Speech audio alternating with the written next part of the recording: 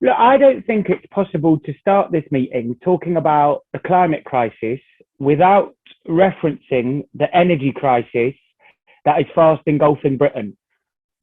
Despite it being pushed down some of the news agendas by Boris Johnson's trip to the US to go and meet Joe Biden, be in no doubt that Britain is potentially facing a massive crisis when it comes to what's happening with our energy and specifically with gas.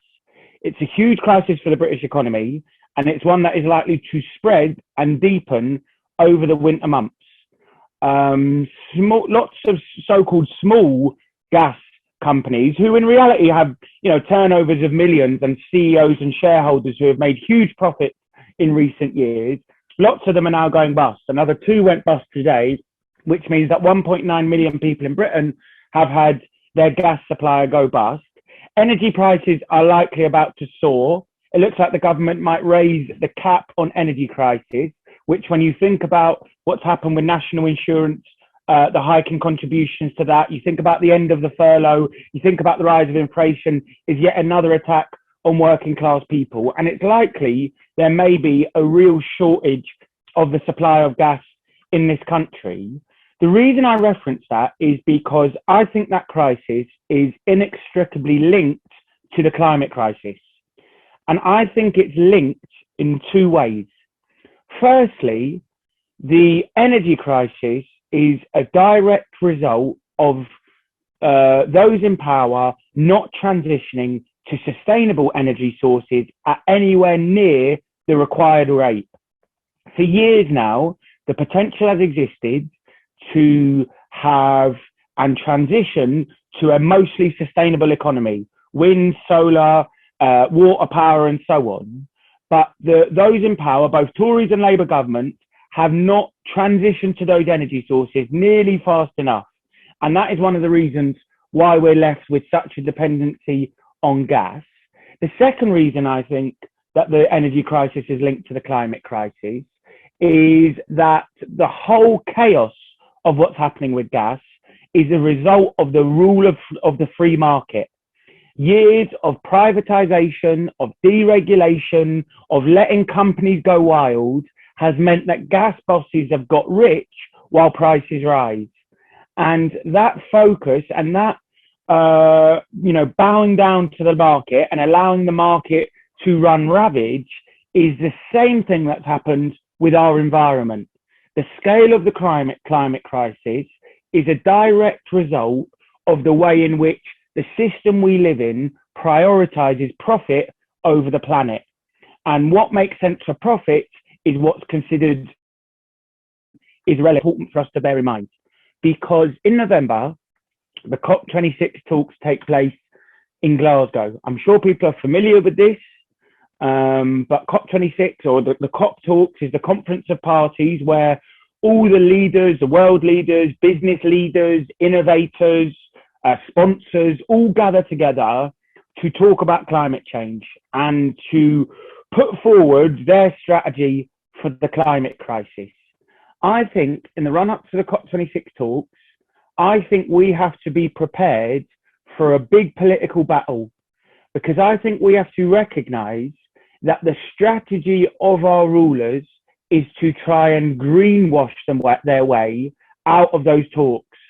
There is huge amounts of money, huge amounts of PR, huge amounts of buzzwords being floated around and thrown at those talks to try and greenwash them, to try and suggest that Boris Johnson, Joe Biden, Nicola Sturgeon, and all the rest of them are leading on climate change, that they're world leaders. This is their phrase that they like to keep repeating. Boris Johnson likes to keep calling himself a world leader on climate change. And you've seen that in the last few days. Look at the talks that have gone on in New York and in Washington between Boris Johnson and Joe Biden. One of the big speeches that Biden gave to a UN assembly was saying that he wanted to make the climate crisis one of the priorities of his administration. Boris Johnson led up to that UN summit talking about how the rest of the world had to match Britain's ambition. Even Kwasi Kwarteng, the energy minister, who's done so little When he was squirming in Parliament and answering questions about the gas crisis, he said this is the reason we need to transition to renewables. So I think we have to prepare ourselves that those in power very much are presenting a different face than maybe the ruling class did 5-10 years ago when it came to climate change. Even 2 years ago, when you had Donald Trump in the White House, basically a climate denier, I think we're faced with a very different ruling class when it comes to the climate crisis. And of course, it's good that politicians feel the pressure. It's good that, they feel under pressure to even talk about climate change. But when it comes to COP26, or when it comes to Johnson's announcement or Joe Biden's plans, I agree with Greta Thunberg. Greta Thunberg says that the COP summits are play acting. She says this is when the politicians come together and pretend, they act, they pretend to do stuff on climate change, and then nothing happens. I think she's right to say that. Not because I'm a cynic, not because I'm a pessimist, but because I think this is the reality. There are 3 reasons why COP26 and the whole COP process can't deliver the climate action we need. The first is that the targets that they set out are never binding. One of the big aims of COP26 in Glasgow is to get Paris back on track. Paris is the 2015 climate talks that took place, which a lot of us went over to protest. The Paris deal, the Paris Accords were seen as the landmark legislation on climate change. You'll remember that Trump famously withdrew from Paris. COP26 is about getting that back on track. It's worth saying that the Paris agreements were not binding. None of the COP legislation has been binding. So yes, they talk about big targets, about, cutting by whatever % by this year. None of it's binding. And what is really important about the IPCC report that came out in August, the government report that came out, on the climate crisis, is that if you read between the lines, what that report really said is that after years of promises, the action has been nowhere near enough. We're still heading for a global warming of over 2 degrees. So despite all those promises, none of it is binding and hardly any of it has been enacted. So that's the first reason we shouldn't trust COP. The second reason we shouldn't is that the targets themselves are nowhere near ambitious enough. Johnson might think he's ambitious, Biden and so on pat themselves on the back. The reality is that almost all the targets talk about net zero. And net zero is a problem. We need zero. Net zero means you can try and use offsetting, where you plant trees or you enact carbon capture, but you still emit fossil fuels. The IPCC report is clear that we need to stop fossil fuels. We need to stop them and get to zero. We need to emit zero carbon emissions, not net zero, zero. So that's the second big problem with the COP talks. The third of the reasons why we shouldn't trust what happens at COP is that the COP process is hardwired into neoliberal and capitalist economics. In other words, they think that the way to get us out of this mess is to use the same tactics that got us into it.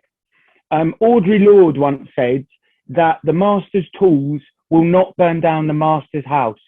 The same applies to climate change. It has been the rule of the free market, of the profit motive, of the search for more and more income for big companies that has got us into this mess. Those big companies, their market solutions, their futuristic technologies will not get us out of it. To get us out of it, we need a fundamental break with the logic of capitalism. We need to break from a system which prioritizes profit and competitions between firms above all else. We need to break from that economic system. The question for us, therefore, is if we don't think the COP process can deliver, if we don't think that, the politicians, the big business people who attend COP and so on are going to deliver, how can we cut through their message and try and offer an alternative? How can we offer something which isn't just standing back and saying COP won't deliver? How can we offer something which cuts through their crap, but also points the right way forward? And I think over the summer, I think there's been some significant events which I think have woken and, you know, shaken people to the extent that I think they are now, there is an audience that recognizes we have to do something more drastic. And think about the extreme weather that we saw over the summer. Think about the wildfires in Greece. Think about the flooding in Western Europe. Think about the hurricane that hit Southern America 16 years to the day after Hurricane Katrina. All of those events, which to be honest have been commonplace in the global south for a number of years, finally hit some of the centers of the global north and got a lot of attention. And I think the combination of that extreme weather plus the warning from the IPCC report, you know, the idea that we're in code red, that we're running out of time, I think that has heightened the fear factor for people. And the question for us is, can we turn that fear into action? And therefore, we have to think about how we can try and revitalize the climate movement. The school strikes, Extinction Rebellion, the protests we've seen over the last 3 or 4 years. How do we try and do that? And to finish really, and it'll be good to hear what people on the call have to say, I think 2 things are central.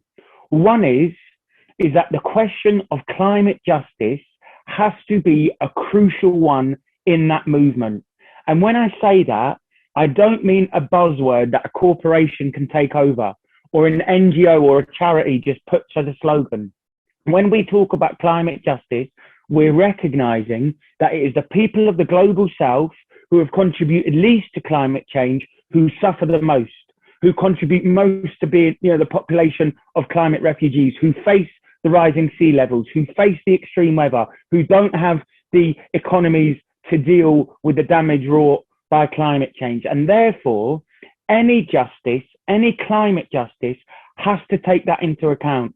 It has to recognize that we are not just fighting a climate crisis, we are fighting an economic crisis and a racist crisis as well. The second thing I think we have to put forward, though, is that class is a central question when it comes to the climate crisis.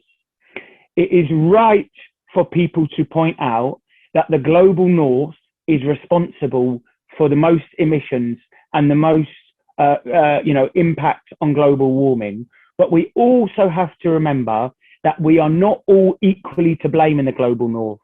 We don't all suffer climate change equally. When you look at what happened in America, or when there's flooding in Western Europe, or when there's flooding here in Britain, it is working class people who suffer the most, who can't flee, who can't leave their homes, whose possessions get destroyed and whatever. And when it comes to our contributions, we know that we're not all frequent flyers.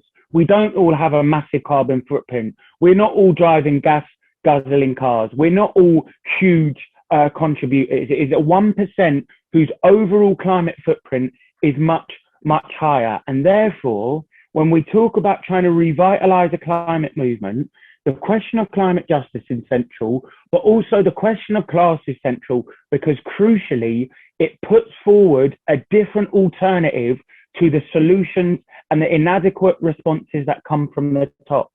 We think that working class people are the solution to the climate crisis. Think about the recent debate around energy, and think about what the people who have been stopping the motorways, Insulate Britain, the campaign that's been blocking the motorways around London, have been protesting about. If we really have a vision that we can move away from gas, from oil, from coal, that is going to require a huge transformation of society. It's going to require a huge amount of work.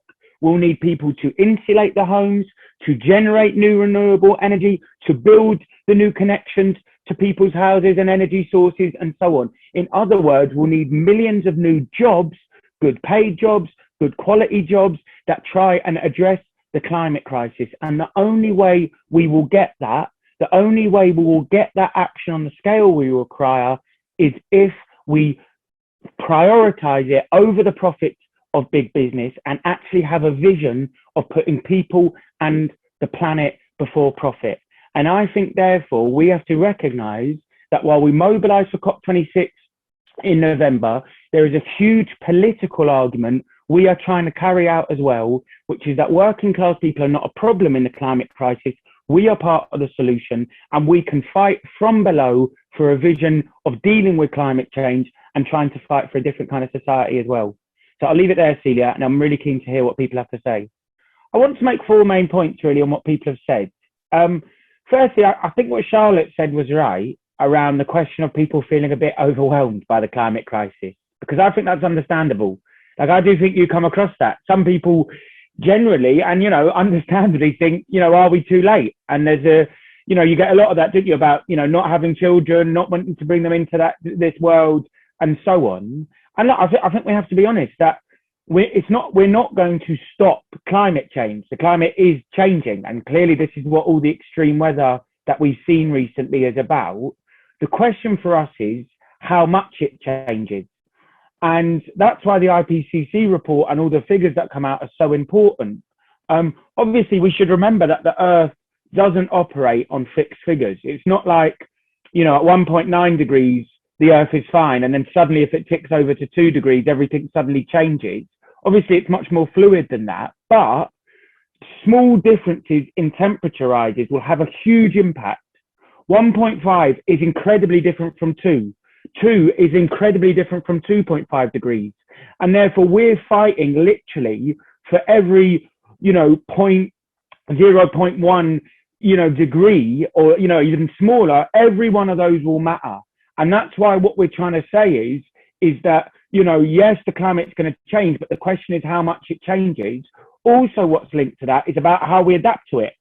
You know, if we think about wanting to protect people from rising sea levels or more extreme weather, that fits into what we're talking about millions of climate jobs to try and gear the planet up for what future temperatures and conditions will be like. So I understand people's despair, but we, I think, have to try and use some of the arguments to say to people that it is all still to fight for, both in terms of how much it changes and in terms of how we deal with it. I think what Sue raised about the energy crisis is correct. I mean, look, the cheek of the gas companies is unbelievable. Since Thatcher nationalised the gas industry, it has been held up as the model of how brilliant the free market is. You know, let the market rip, and look what happens. The bosses get rich, but people get low prices. So everyone's happy. And then as soon as it goes wrong, they come and say, can we have public money? Can you prop us up? You know, after saying this is the example of privatization, now they say, let's have the public money for it. I think we have to be really clear, and not just in a propagandist way. I think we can really agitate and say we should renationalize them now without a penny of compensation to the shareholders and CEOs, but that also the workers in the gas industry can be used to start switching towards sustainable sources. This is a huge warning to get away from gas, let alone climate change. Look at how the gas market operates. But let's get off that. Let's move towards more sustainable energy sources like wind and solar and whatever else. And that's why putting the class argument at the heart of climate change is about trying to link the climate fight with the other crises that erupt, whether it's economic, whether it's racial justice or whatever. I think what Janneke from the Netherlands said is a really important one as well, because lots of people on the left, I think when it comes to the climate issue, are understandably at a bit of a loss because the Green New Deal, which was championed by Sanders and Corbyn, seems quite a long way away now. Biden gives lip service to it, but it's a very moderate proposal, even compared to Bernie Sanders' proposal. You know, it's very moderate. And Keir Starmer, you know, Ed Miliband kind of pops up once in a while or does a Unite seminar or something or whatever. But really, the radicalism of that vision has been lost.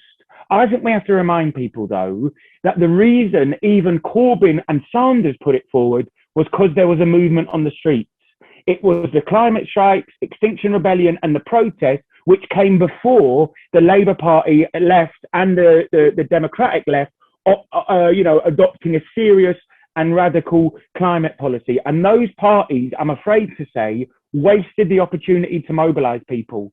When you think about what Charlotte said about the statistics of young people who have this as one of their top issues, actually, when you look at the, you know, where the Corbyn and Sanders projects have gone, look at the state of the Labour left now. You know, Sharma is now going to change the rules or try and change the rules, and the Labour left is reduced to appealing to the Labour right MPs to try and come and save them and support them, and to, you know, to MPs who have thrown them under the bus before to now come and save them. I think we have to remember that the reason the climate issue was pushed so up the agenda is not actually because of the politicians, it's because of the action people took on the streets. And therefore, my final point is what Charlotte talked about and other comrades talked about, and Mike and, whatever, and others, about the COP26 protest. We have to get a massive vision in our minds to try and win with other people. It's 6 weeks away.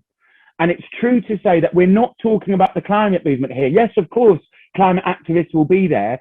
Every section of society will be there. The trade unions, the faith groups, the NGOs, councillors, MPs, and so on. We have to have a big, big vision about what's possible on the 6th of November. We also have to recognise as well that, yes, we want to mobilise, but we are waging a huge ideological offensive as well.